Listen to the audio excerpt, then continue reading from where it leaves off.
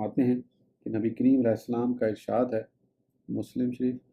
3 مسجدوں کے سوا سامان سفر نہ باندھا جائے، میری یہ مسجد، مسجد حرام اور مسجد اقصی۔ اسی حدیث کی بنا پر بعض لوگ حضور علیہ السلام کے دربار میں حاضری کے لیے سفر تک کو حرام کہتے ہیں، الیاذ باللہ۔ اس گمراہی کا سبب صرف یہ ہے کہ حدیث کا مطلب و منشا صحیح نہیں سمجھا گیا اور یہ خیال کر لیا گیا کہ حضور علیہ السلام ان 3 مساجد کے علاوہ ہر قسم کے سفر کی ممانعت فرما رہے ہیں۔